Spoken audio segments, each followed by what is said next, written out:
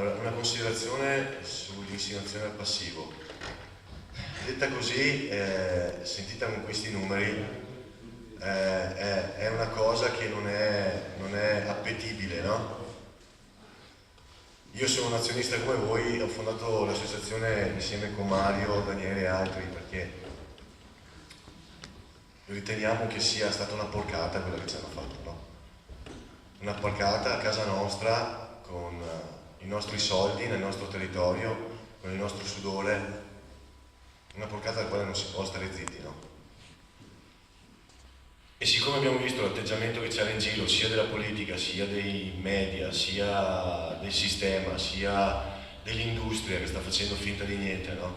Sia delle associazioni di categoria, e parlo di industriali e commercianti che sono tutti caduti dentro questa rete, però sembra che le associazioni di categoria se ne freghino perché avete sentito qualcuno che dica qualcosa? Ci sono un sacco di aziende in crisi, no? Noi abbiamo aperto questa associazione proprio per questo motivo, perché detta così sembra inutile combattere. In verità, secondo noi, se si combatte si rischia di vincere, se non si combatte è sicuro che abbiamo già perso, sicuro.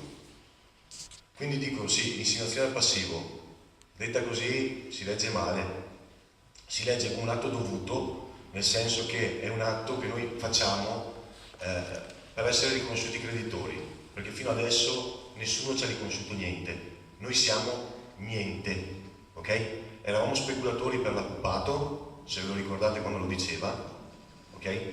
Adesso non siamo speculatori che è un'accezione negativa, oggi non siamo nulla.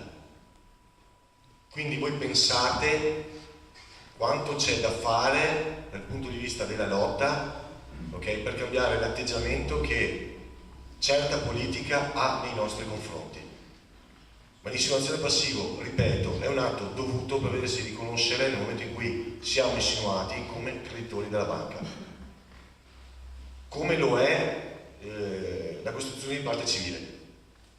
Io ritengo, noi riteniamo sia un atto dovuto verso quei soggetti che la giustizia ritiene siano responsabili della distruzione del risparmio, della banca e del territorio.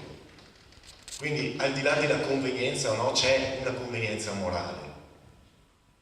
Bisogna cominciare a fare ciò che è giusto e noi in assemblea della banca abbiamo detto più volte. Bisogna smettere di cominciare a fare ciò che è conveniente in questo paese. È l'ora che noi per primi cominciamo a fare ciò che è giusto. E quello che è giusto non è mai gratis, costa o fatica, o soldi, o tempo, o tutte e tre le cose insieme. Però se noi pensiamo che domani mattina qualcuno di questi signori si svegli dicendo no aspetta perché poveri veneti, poveri lombardi, poveri azionisti, risparmiatori della Popolare di Vicenza, risarciamoli perché hanno avuto un danno ingiusto, fino adesso non è successo in 2 anni, e io sono convinto che non succederà domani. Bene, e perché? Perché spetta a noi pretendere giustizia. La giustizia non cade dal cielo, ok? L'insinuazione al passivo noi riteniamo sia un atto dovuto, come ha detto l'avvocato, non riteniamo che sia un atto per il momento conveniente, visto i numeri, ok?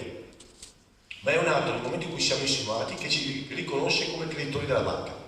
Ed è un passo propedeutico, cioè che ci aiuta poi in tutti i passi successivi qualora noi volessimo fare, ed è quello che noi abbiamo intenzione di fare, ok? Una lotta costruttiva contro Banca d'Italia, Consob, KPMG e Banca Intesa.